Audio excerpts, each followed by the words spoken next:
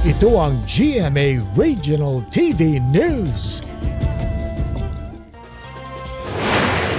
Mainit na balita mula sa Luzon, hatid ng GMA Regional TV. Nilooban ng isang pawn shop sa Guagua, Pampanga. Chris, nahuli ba yung mga salarin? Tony, inaalam pa rin ang pagkakakilanlan ng dalawang nanloob sa isang pawn shop sa Barangay Santo Niño. Nahuli kam sa CCTV ang dalawang salarin na nasa loob ng pawn shop. Una nilang pinuntirya ang mga CCTV kaya hindi na nakuna ng video ang pagtangay sa mga pera at alahas. Base sa investigasyon, nakita ng may-ari na bukas na ang vault sa pawn shop at nakakalat ang mga gamit sa opisina. Binutas daw ng mga salarin ang bahagi ng pader para makapasok. Kumakala pa ng iba pang ebidensya ang pulisya para matukoy at matunton ang mga salarin. Nakatakda naman mag-inspeksyon sa bumagsak na Pigatan Bridge si Department of Public Works and Highways Secretary Vince Dizon ngayong araw. At live mula sa Alcala, Cagayan, may ulat on the spot si Jasmine Gabriel Galban ng GMA Regional TV. Jasmine? Chris, bukod sa Pigatan Bridge, kabilang sa binabantayan o minomonitor ng provincial government, ganoon din ng DPWH, ay ang mga lumang tulay sa probinsya. Kabilang dyan ang Magapit Bridge at Bunton Bridge.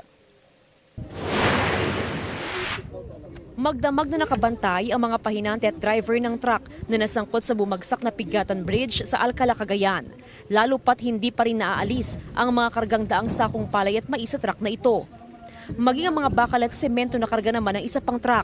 Nagdagdag na rin ang pulis sa magbantay sa lugar. Kabilang sa binabantayan ng mga otoridad, ang mga residenteng nakatira malapit sa tulay. May ilan kasing residente na pumupuslit na dumaan sa tulay para makauwi sa kanilang mga bahay. One way lang po itong daanan natin, saka masigip po yung daanan. Importante yung makadaan sila. Bahagi nakakaranas ng traffic papunta sa Northern Cagayan. Kagaya ni Michael na taga Pamplona. Ilang minuto rin siyang naipit sa traffic bago makadaan sa detour. Hiling nilang maayos sa gadang tulay, lalo pat ito ang kumukonekta sa Tuguegarao City at maging sa mga bayan na nasa hilagang bahagi ng probinsya. Wala tayong magagawa, ma'am. Nangyari. Maghintay. Yun. Nagpapatupad ng one-way traffic sa detour. Meron po kasi yung mga tao na tumitingin dun sa baba, ma'am. Kaya, sa tulay mismo, bawal. ma'am, bawal, liniwasan po natin yung dagdagan po yung Samantala ngayong araw, inaasahang darating si DPWH Secretary Vince Dizon sa lugar upang magsagawa ng inspeksyon. Hinihintay naman ng provincial government ang resulta ng investigasyon ng DPWH kaugnay sa nangyaring pagbagsak ng tulay.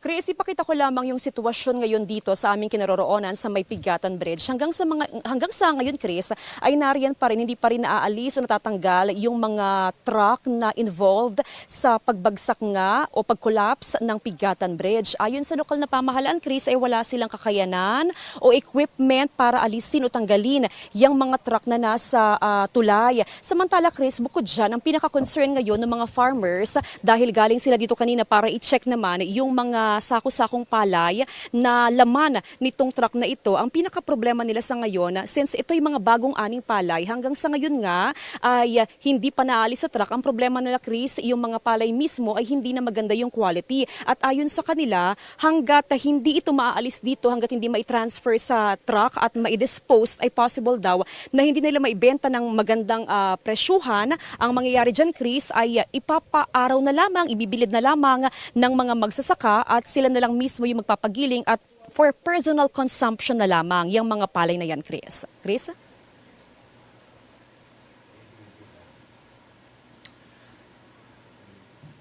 Maraming salamat, Jasmine Gabriel Galban.